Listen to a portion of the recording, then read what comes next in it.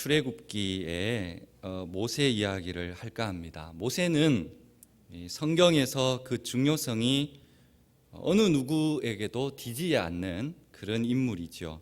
그는 성경 시대는 물론 지금까지도 하나님의 그 구원의, 그러니까 쉽게 말해서 모형, 실제 모형이죠. 하나님 구원의 모형. 그리고 이 출애굽 역사를 어떻게 보면 주도한 인물입니다.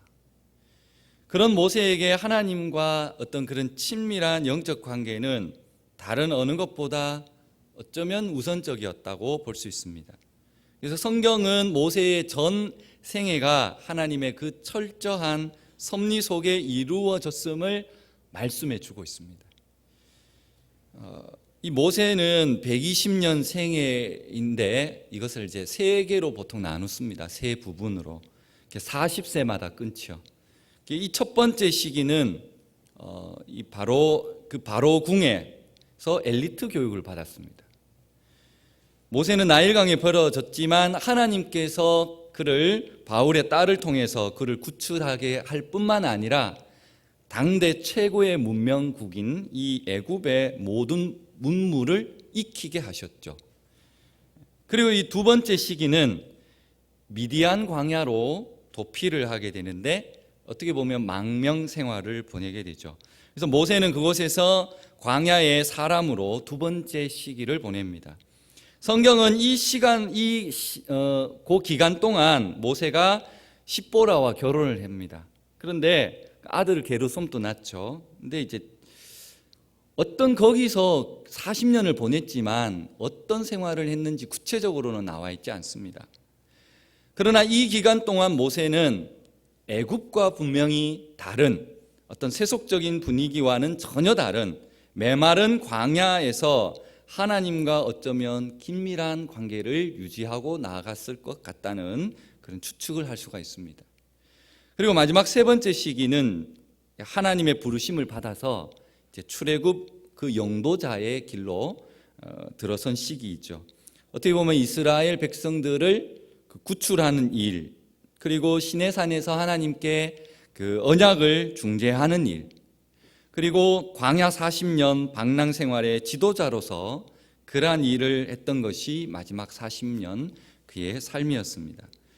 그의 마지막을 보면 이렇게 기록되어 있습니다. 모세는 눈이 흐리지 않고 기억이 쇠하여지지 않을 만큼 신체적으로 건강을 유지하였다, 이렇게 기록되어 있습니다. 그런데도 불구하고 평생 소원했던, 그가 바랬던 가나안 땅을 바라보면서 그냥 바라보기만 했지 결국은 그곳에 들어가지 못한 채 모압 땅에서 120세의 생애를 마치게 됩니다.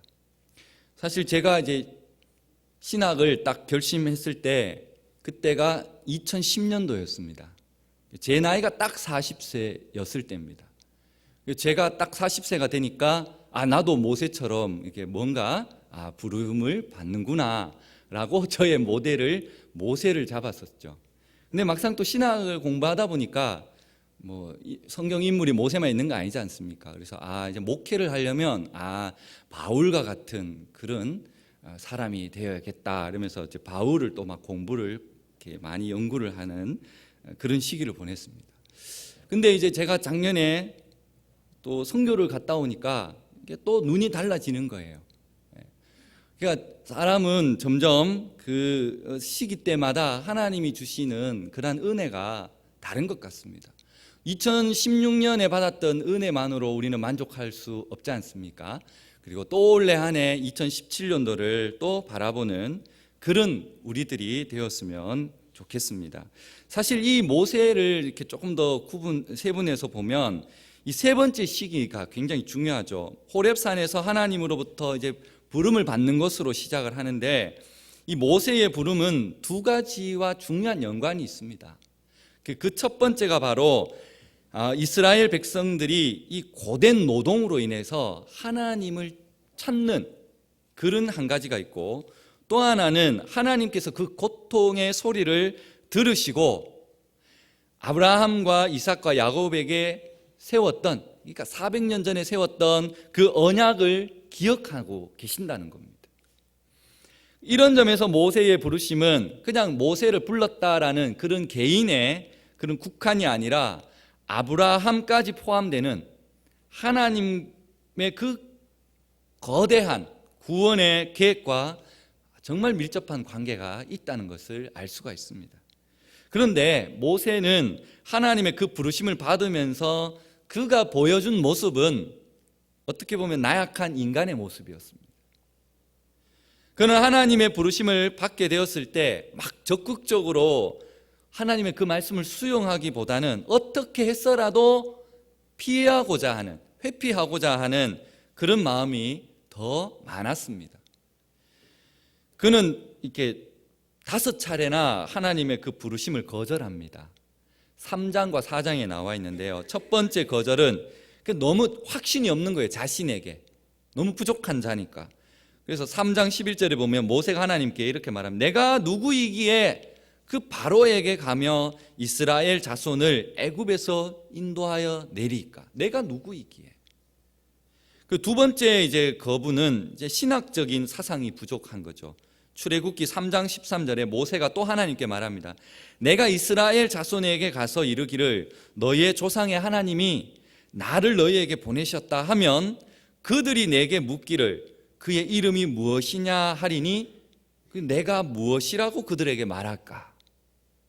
하나님에 대한 어떤 신학적인 그런 부분들이 부족하다는 거죠. 그 세 번째 거절은 하나님께서 자기와 함께 하실 것을 믿지 못하는, 어떻게 보면 신뢰함을 갖지 못한 것이 있습니다. 4장 1절에 모세가 또 이렇게 말합니다. 그러나 그들이 나를 믿지 아니하며 내 말을 듣지 아니하고 이르기를 여호와께서 내게 나타나지 아니하셨다 하리라. 하나님이 당신과 함께 하지 아니하면 어떻게 할 거냐 이렇게 묻는 거죠. 그 네 번째 거절은 자신의 약점입니다. 누구에게나 다 약점은 있는데 그 약점이 보이는 거죠. 그래서 출애굽기 4장 10절에 또 이렇게 합니다. 주여 나는 본래 말을 잘하지 못하는 자이니 주께서 주의 종에게 명령하신 후에도 역시 그러하니 나는 입이 뻣뻣하고 혀가 둔한 자다. 거절을 하죠. 그리고 마지막 5번째 거절은 스스로가 자기 자신이 하나님의 그 부르심에 적합하지 않다. 모든 것을 생각해 보니까 나는 하나님 뜻에 합당한 자가 아니다. 이렇게 대답을 합니다. 4장 13절에 오 주여 보낼 만한 자를 보내소서. 나보다도 더 뛰어난 자를 보내시는 것이 마땅하다. 이렇게 얘기를 하는 겁니다. 제가 앞에서 그 40년, 제가 이제 40대에 이제 신학을 시작했다고 말씀을 드렸는데 사실 모세도 보면 앞에 40년이고 이제 마지막 40년을 살아야 되는데 이 80년이 결코 허무한 삶이 아니라는 겁니다. 40년 동안 그 왕궁에서 배웠던 그런 모든 문물, 지식, 군사, 어떤 그런 언어 이런 것들을 통해서 이미 훈련을 받았고 그리고 또 40년은 미디안 광야에서 그가 앞으로의 40년 광야길을 갈 때 이것을 잘 극복할 수 있도록 이미 또 40년을 훈련시켰다는 것입니다. 그런데 모세는 이렇게 하나님의 명령에 순종하지를 않았죠. 그러자 하나님께서 함께하고 반드시 승리할 것을 이제는 직접 눈으로 증표로 보여줍니다. 어떤 것입니까? 불꽃이 그 가시나무에 붙었지만 타지 않는 모습을 보게 됩니다. 그게 하나님을 나타내는 거죠. 지팡이를 던지니까 뱀이 되었고 다시 뱀의 꼬리를 잡으니까 지팡이가 됩니다. 그리고 모세의 멀쩡한 손을 이렇게 넣었다 빼니까 나병이 생기고 다시 넣었다 뺐더니 깨끗함을 받게 되는 거죠. 이러한 증거들을 보여줍니다. 이런 능력과 기적들을 모세에게 보여줬는데 어떻게 보면 모세가 가겠다라고 나선 것이 아니라 하나님께서 억지로 여러 가지 기적을 보여주면서 가도록 만들었다라고도 보여집니다. 출애굽기 5장에 이제 드디어 모세가 바로 왕에게 갑니다. 그럼 상식적으로 이제 승리를 주셔야 되잖아요. 어쨌든 하나님이 여러 가지 증표를 보여줬고 네가 가기만 하면 다 된다라고 말씀을 해주신 것 같은 그런 능력을 받았기 때문에 모세가 바로에게 왕에게 가면 게임이 끝나야 되지 않습니까? 단번에 승리하였으면 얼마나 좋겠습니까? 그런데 아니라는 것이 문제죠. 모세가 바로 왕에 가서 이렇게 말합니다. 우리 동족 이스라엘 백성을 가게 해 주십시오. 그랬더니 이 모세의 말을 들은 바로 왕이 어떻게 했습니까? 그래, 알았다. 하나님의 말씀이 그러하니까 당장 너네 백성들을 데리고 애굽을 떠나라라고 했으면 얼마나 좋겠습니까? 그런데 그렇게 하지 않죠. 어떻게 했습니까? 더 힘든 노동을 시킵니다. 과거 바로 왕은 지푸라기를 공급해 주면서 이 벽돌을 굽는데 막 더 곤욕을 시키죠. 일을 더 많이 시킵니다. 이젠 지푸라기도 주지도 않습니다. 그러면서 하루 해야 할 일당을 더 많이, 그 수량을 더 늘리게 하죠. 그러면서 엄청 큰 고통을 주게 된다는 것입니다. 이스라엘 백성들의 이 고생은 이루 말할 수 없이 컸다는 것입니다. 그들은 모세가 바로 왕을 만난 이후부터 더 심한 고난과 고통을 우리에게 주고 있다. 그래서 누구를 원망하겠습니까? 모세를 원망할 수밖에 없겠죠. 그래서 20절, 21절에 이 원망하는 말이 나옵니다. 그들이 바로를 떠나 나올 때에 모세와 아론의 길에 서 있는 것을 보고 그들에게 이르되 너희가 우리를 바로의 눈과 그의 신하의 눈에 미운 것이 되게 하고 그들의 손에 칼을 주어 우리를 죽이게 하는도다. 여호와는 너희를 살피시고 판단하시기를 원하노라. 이게 무슨 말입니까? 모세 당신 때문에 우리가 이렇게 고생을 하게 되었다. 이제 우리는 당신 때문에 죽을 일밖에 없다. 모세는 이 애굽의 바로 왕과 그리고 바로 왕의 신하들에게 뿐만 아니라 자기 동족들에게도 비난의 대상이 되어버렸습니다. 모세는 절망 가운데 빠져버릴 수밖에 없죠. 그래서 그는 하나님께 이렇게 호소를 합니다. 하나님께 기도를 했다는 거죠. 오늘 저희가 먼저 읽었던 22절, 23절 말씀입니다. 주여 어찌하여 이 백성이 학대를 당하게 하셨나이까? 어찌하여 나를 보내셨나이까? 내가 바로에게 들어가서 주의 이름으로 말한 후로부터 그가 이 백성을 더 학대하며 주께서도 주의 백성을 구원하지 아니하시나이다. 여기에서 어찌하여 단어가 이렇게 나오죠. 이건 모세의 마음을 대변하는 겁니다. 하나님, 제가 말씀대로 했는데 어찌하여 모든 사람으로부터 내가 공격을 당해야 합니까? 분명히 저는 하나님 말씀대로 순종을 했는데 어찌하여 상황이 더 이렇게 힘들고 어렵게 되어 간다는 말입니까? 도대체 어찌 된 일입니까? 모세의 이 호소는 어떻게 보면 우리의 호소입니다. 하나님의 말씀을 듣고 그 말씀에 순종했는데 없는 시간 쪼개어서 열심히 내게 맡겨진 직분을 잘 감당했는데 없는 물질, 정말 정성을 모아서 하나님 앞에 물질로 섬겼는데 칭찬이나 격려는 아니라도 어찌 이렇게 심한 모욕과 핍박이 나에게 돌아올 수 있느냐는 것이죠.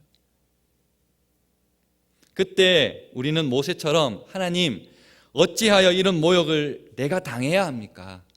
하나님 억울합니다. 하나님 어찌하여 나에게 이런 고통을 내가 당해야 합니까? 이런 기도를 해야 하겠죠. 근데 분명히 하나님의 말씀에 순종하여서 간 길입니다. 그러면 순종해서 갔다면 진짜 순풍에 돛단 듯이 순탄한 길이 열려야 되지 않습니까? 그런데 오히려 어려운 길을 만났습니다. 상상할 수도 없는 그런 힘든 길을 만나게 되었다는 겁니다. 왜 그가 이처럼 큰 어려움을 겪게 되었습니까? 모세가 하나님의 사명을 가지고 바로에게 갔는데 어떻게 이스라엘 백성들에게 어찌하여 더 힘든 상황이 주어졌겠습니까? 우리가 교회에 나와서 우리 예수님을 믿으면 사실 사업도 또 가정도 아니면 직장도 취업도 자녀도 잘 되어야 하겠지만 성경은 그렇게 말하고 있지 않습니다.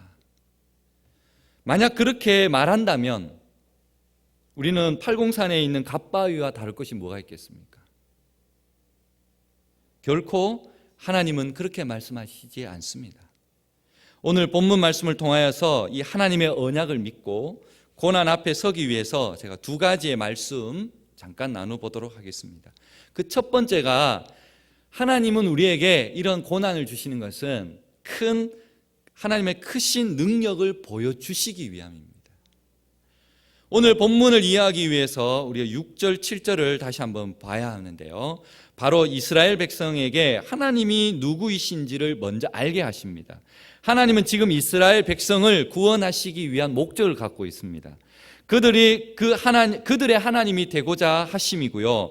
또한 그들의 진심과 혼을 다하여서 하나님을 사랑하고 또 하나님을 섬기는 바로 하나님의 백성들을 만들려고 바로 하나님은 그들의 하나님이 되시고자 하는 겁니다.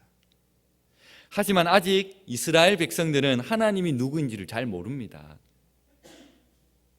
그들은 애굽에서 종살이하면서 옛날 그 과거 그들의 그 조상 요셉이 섬겼던 하나님 여호와를 모두 다 잊어버렸습니다. 400년이 지났습니다. 그래서 하나님은 이제 그들에게 하나님이 누구이신지를 가르쳐야 하실 거죠. 만약 모세가 바로왕이여 우리 민족을 보내주십시오, 내가 그들을 이끌고 애굽을 떠나겠습니다 했을 때 만약에 바로왕이 그래 알았다 너희 민족과 함께 떠나라 이렇게 쉽게 되었다면 과연 이스라엘 백성들이 그 하나님을 생각을 했겠습니까? 안 했겠죠. 오히려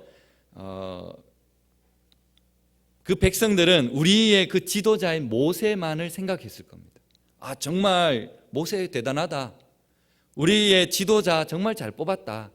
하나님보다는 모세만을 아마 더 크게 봤을 것입니다. 그리고 하나님의 그 필요성을 느끼지 못했을 겁니다. 무엇보다도 그들은 하나님의 백성이 되려고 하지 않았을 것입니다. 하나님께서는 이런 그들의 마음을 이미 다 알고 계십니다. 출애굽기 6장 1절입니다. 여호와께서 모세에게 이르시되 이제 내가 바로에게 하는 일을 내가 보리라. 강한 손으로 말미암아 바로가 그들을 보내리라. 강한 손으로 말미암아 바로가 그들을 그의 땅에서 쫓아내리라. 하나님께서 모세에게 보여주고 싶은 것이 바로 이겁니다. 우리는 먼저 이제라는 단어를 주의 깊게 보셔야 합니다. 이 단어는 아주 극적인 표현이죠. 모세가 하나님께 어찌하여 나를 보내셨나이까라고 절망하고 있는 가운데 하나님께 부르짖고 있을 그때에 하나님은 이제 내가 바로에게 하는 일을 내가 보리라. 역사의 반전이 이루어진다는 거죠. 이제 하나님이 그 능력의 손을 펴실 시간이 되었다는 겁니다. 모세가 두 눈으로 하나님의 능력을 보게 될 때가 되었다는 것입니다. 실제로 출애굽기는 이제부터 하나님의 능력의 역사들이 나타나죠. 바로왕이 거절할 때마다 어떤 일이 일어납니까? 재앙이 일어나지요. 물이 피로 변하고, 그리고 개구리 재앙이 일어나고, 이 재앙이 일어나고, 그리고 파리 재앙, 10가지 재앙이 일어납니다. 마지막에는 애굽 땅에 그 장자가 죽는 그러한 재앙이 임하게 됩니다. 하나님의 능력이 전 애굽 땅에 나타나게 되었다는 것입니다. 근데 재미있는 것은 이 재앙들이 바로 애굽인들이 섬기는 신들이었다는 것입니다. 모든 신 위에 하나님이 계심을 보여주신 것이죠. 자기들을 구원한 하나님이 얼마나 강하고 크신 분인가를 보여줌으로써 앞으로 어떠한 문제를 만나도 그들이 하나님을 믿고 신뢰하도록 하시기 위함이었습니다. 그래서 하나님께서는 강한 손으로 말미암아 바로가 그들을 보내리라. 강한 손으로 말미암아 바로가 그들을 그의 땅에서 쫓아내리라. 하나님이 이렇게 이스라엘 백성들에게 보여주기를 원하셨던 것입니다. 그리고 두 번째는 이 하나님을 더 알게 하기 위함입니다. 우리는 더 나쁜 상황을 통해서 하나님을 더 깊이 만날 때가 있습니다. 병들었다가 치유받은 사람은 그 하나님의 그 치유의 하나님을 알 수가 있는 거죠. 아프지 않고 어떻게 치유의 하나님을 만날 수 있습니까? 문제가 생기고 기도를 했더니 응답을 받았습니다. 그렇다면 우리는 응답의 하나님을 만날 수가 있는 거죠. 죄 사함의 체험이 있는 자가 어떤 응답을 받습니까? 바로 예수 그리스도를 나의 구주라고 고백하는 그러한 경험을 갖게 되는 것이죠. 요한복음 11장에 보면 굉장히 중요한 사건이 하나 나오는데, 마리아와 그 마르다의 자매 오빠인 그 나사로가 병들었습니다. 그런데 두 자매가 사람을 예수님께 보내가지고 전달을 합니다. 주님, 내 오라비가 병들었습니다. 와서 고쳐주십시오. 이렇게 요청을 합니다. 그런데 이 말을 들은 예수님이 이 병은 죽을 병이 아니라 하나님의 영광을 위한 것이다. 그러면서 한 이틀을 예수님은 오시지 않고 거기서 계속 머무셨죠. 그런데 예수님의 말씀과는 다르게 나사로가 죽어버립니다. 예수님은 분명히 마르다 그 마리아 자매를 사랑한다고 말씀하셨고, 그럼에도 불구하고 그들의 요청을 들어주지 않으셨습니다. 나사로는 죽었고 모든 장례 절차가 끝났습니다. 나중에 예수님이 그 베다니 마을, 그 마르다 마리아 자매가 있는 가까이 왔을 때 나사로가 죽은 지 나흘입니다. 나흘이 지났습니다. 이미 부패할 만큼 부패했죠. 예수님께서 베다니 가까이 오게 되자 마르다가 예수님을 맞이하여 나와서 예수님께 원망을 합니다. 당연하겠죠. 요청을 했는데 거절을 당했으니까. 그리고 죽지 않는다 했는데 죽었으니까요. 주께서 여기 계셨더라면 내 오라비가 죽지 않을 것이다. 왜 이제야 오십니까? 이런 원망을 합니다. 여러분, 이 말씀을 주의 깊게 들어야 합니다. 왜 주님이 이제 오셨겠습니까? 능력이 없어서 그러신 거 아니죠. 왜 주님이 이 마르다 마리아 자매의 요청을 침묵하셨고 그들의 오라비 나사로는 그만 죽고 말았겠습니까? 여기엔 주님의 놀라운 계획이 있기 때문입니다. 주님의 더 놀라운 계획은 바로 예수님이 누구이신지를 깊이 알게 하기 위함이었습니다. 보십시오. 마르다 자매의 그 요청처럼 예수님이 정말 금방 오셨다면 나사로는 안 죽었겠죠. 그러면 예수님은 그저 치유하는, 그냥 치료하는, 아픈 자를 낫게 하는 치유자로서만 나타났을 것입니다. 그러나 예수님은 치료의 능력만 갖고 계신 분이 아니라 죽은 자도 살리시는 하나님의 아들 예수님이라는 것을 보여주시고자 한 것입니다. 예수님은 마르다 자매에게 예수님이 죽은 자도 살리는 하나님이심을 알려주기 원하셨고, 또한 예수님은 사람들에게 자신을 병만 고치는 분만이 아니라 죽은 자도 살리는 분, 사망 권세 이기고 사신 부활의 예수님을 드러내기 위해서 이 사건을 말씀하신 것입니다. 보여주신 것입니다. 그래서 주님은 나는 부활이요 생명이니 나를 믿는 자는 죽어도 살겠고 무릇 살아서 나를 믿는 자는 영원히 죽지 아니하리라. 할렐루야. 이것이 예수님이 마리아 마르다 그 자매의 요청과 기도에 응답하지 않고 상황이 더 나빠진 것처럼 보였지만 결단코 상황이 더 나빠진 것이 아니라는 것입니다. 상황이 더 나빠졌다고 우리는 염려할 것이 없다는 것입니다. 의미심장한 것은 다시 본문을 돌아가서 모세가 어찌하여 나를 보내셨나이까? 라고 질문할 때 하나님이 모세에게 응답하신 것은 오로지 한 가지입니다. 2절과 3절입니다. 하나님이 모세에게 말씀하여 이르시되 나는 여호와니라. 내가 아브라함과 이삭과 야곱에게 전능의 하나님으로 나타났으나 나의 이름을 여호와로는 그들에게 알리지 아니하였다. 이렇게 기록합니다. 이해가 어렵죠? 하나님께서는 아브라함 그리고 이삭, 야곱과 같은 이스라엘 그 조상들에게 여호와로는 알리지 않았다. 이제까지는 이스라엘 백성들이 믿은 하나님은 창조주 하나님, 그리고 전능하신 하나님으로 나타나셨습니다. 보여주셨고요. 100세의 그 아브라함이 아들을 얻었죠. 경수가 이미 끊어진 사라가 그 아들 이삭을 낳았습니다. 그리고 그 아들 이삭이 가는 곳마다 우물을 파면 신기하게도 우물이 나오고 흉년의 때에 다른 사람과 다르게 100배의 결실을 맺었다고 합니다. 그것뿐 아니죠. 이삭의 아들 야곱이, 제가 수요일날 설교를 했지만 정말 희한한 방법으로 그가 부자가 되었습니다. 그뿐만 아닙니다. 야곱의 아들 요셉의 도움으로 고센 땅에 거하게 된 이스라엘 백성들은 7년 동안 극심한 가뭄 때에도 유일하게 가뭄을 피하는 능력을 경험했습니다. 이것은 뭐냐면 바로 아브라함과 이삭과 야곱에게 보여준 전능하신 하나님을 보여주신 것입니다. 그러나 지금 이스라엘 백성들이 알지 못하는 것이 있죠. 그들이 알지 못하는 사이에 하나님께서 그들의 조상 아브라함, 이삭 그리고 야곱에게 하신 언약이 있습니다. 바로 가나안 땅을 주시겠다는 약속이었죠.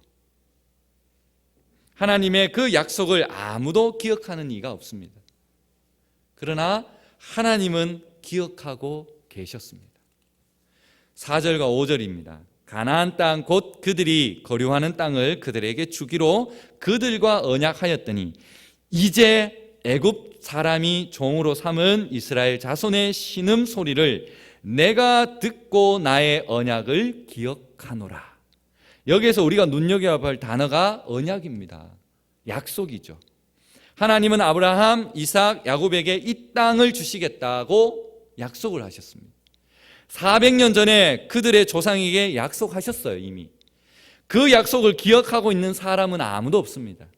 하지만 하나님은 신실하신 하나님입니다. 아무도 기억하지 않는다 하더라도 하나님은 기억하고 계셨던 것이죠. 그리고 그 약속을 이제 이루시는 여호와 하나님으로 보여주시겠다는 것입니다. 가나안 땅으로 이스라엘 백성을 인도하시겠다는 그 약속을 꼭 이루어 주시겠다는 것입니다. 이것이 우리들과 다른 하나님의 모습이죠. 우리들은 말은 잘하지만 그 말대로 하지 못할 때가 얼마나 많습니까? 어느 책에서 재미있는 이야기를 본 적이 있습니다. 부부가 이제 막 잠을 자려고 하는데 갑자기 문 밖에서 막 부시럭부시럭 하는 소리가 들리는 겁니다. 그래서 아내가 떨리는 목소리로, 무섭잖아요. 그래서 여보 도둑인가 봐요 이렇게 깨웠습니다. 그러니까 남편이 그 소리를 듣고 자식 들어오기만 해봐라 이렇게 합니다. 이윽고 그 도둑이 문을 열고 들어왔습니다. 그리고 막 사방을 막 두리번 합니다. 그때 남편이 이불 속에서 또 이야기합니다. 자식 뒤지기만 해봐라. 막 찾는 거잖아요. 그죠? 도둑이 막 장롱을 뒤져가지고 돈하고 막 귀금속을 다 꺼내갔습니다. 그리고는 유유히 문 밖으로 나갑니다. 이불 밖으로 빼꼼히 얼굴을 내민 남편이 뭐라고 했겠습니까? 이 자식 다시 오기만 해봐라. 이렇듯 사람들은 언행일치가 안 됩니다. 말은 해놓고 그 말한 만큼 우리가 행동으로 옮기기는 너무나 힘듭니다. 자기가 약속했던 것을 100% 지키기는 너무나 힘듭니다. 만약 약속한 것을 다 지킨다면 그것은 사람이 아닙니다.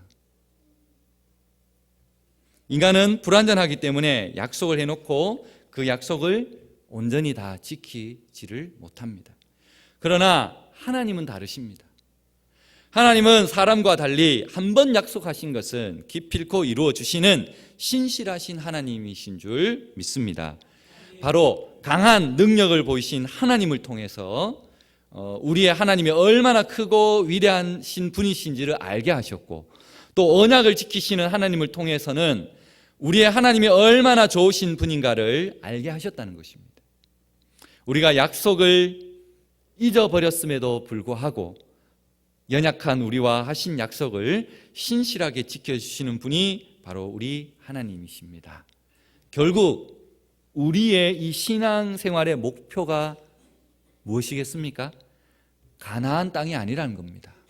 물질적인 축복이 아니라는 겁니다. 가나안으로 인도하는 것이 단순한 목적이라면 애굽에서 출애굽해서 가나안까지 가면 며칠 안 걸립니다. 10하루길이면 갈 수 있는 거리입니다. 그런데 얼마나 걸렸습니까? 거의 40년, 39년 6개월. 그런데 왜 하나님께서 이 40년을 가나안 땅에서 방황하게 하셨겠습니까? 그것은 광야 생활을 통해서 하나님의 백성으로서 이제 하나님이 누구시며 그리고 하나님을 어떻게 섬겨야 하는지를 가르쳐 주시기 위함입니다. 그리하여서 하나님의 백성으로서의 삶이 이제 세상 사람들과는 다르다는 것을 하나님께서 알려주신 것이죠. 애굽의 생활 방식이 아니라 하나님 방식으로 살아가야 한다는 것입니다. 하나님께서는 때로 우리가 이해할 수 없는 방법으로 우리를 이끌어 가실 때가 있습니다. 우리를 훈련하고 그리고 연단하셔서 하나님이 누구이신지를 알도록 하기 위함이라는 것입니다. 6장 7절입니다. 그러므로 이스라엘 자손에게 말하기를 나는 여호와라.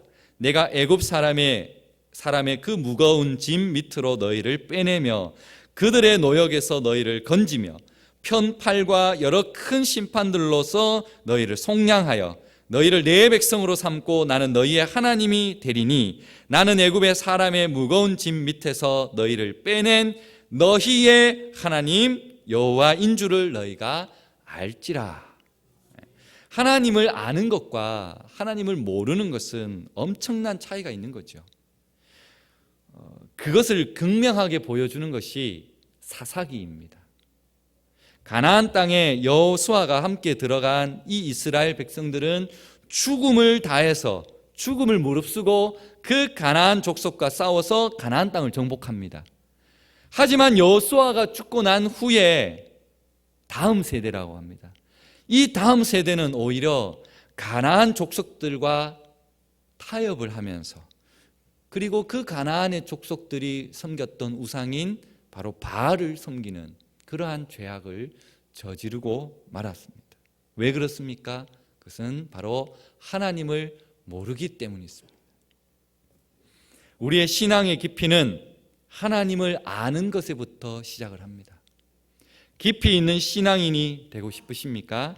그렇다면 하나님을 깊이 묵상하셔야 합니다. 그리고 그분을 가까이 가기를 바라신다면 그분의 마음을 품으셔야 합니다. 그것은 기도와 말씀밖에 없는 줄 믿습니다. 말씀을 맺겠습니다. 사랑하는 성도 여러분, 우리 그리스도인들의 삶의 가장 커다란 축복이 무엇이겠습니까? 바로 하나님을 아는 것입니다. 새로운 하나님을 경험하는 것입니다. 그리고 그분과 깊이 영원토록 교제하는 것입니다. 하나님을 알면 알수록 세상 사람들과 다른 삶을 살 수가 있습니다. 우리가 하나님과 깊이 교제하면 할수록 우리의 삶에서 세상 사람들에게 찾을 수 없는 그런 기쁨, 감사, 은혜, 그러한 깊이가 우리에게 있다는 것입니다. 어찌하여 나를 보내셨나이까? 우리의 상식과는 달리 우리의 삶을 인도해 가시는 하나님을 바라볼 수 있기를 소망합니다. 하나님이 어떤 분이신지를 철저하게 우리에게 가르쳐 주실 것입니다. 그것은 크신 능력을 보여주실 뿐만 아니라 하나님을 더 알게 하기 위함인 것을 믿으시기 바랍니다. 그리고 우리로 하여금 세상의 사람들과 그리고 다른 삶의 모습을 살라고 말씀하시는 것이죠. 오늘 우리 모두 이러한 믿음의 눈을 뜨고 성령의 충만함을 받는 저와 여러분이 되시기를 축복합니다. 기도하겠습니다.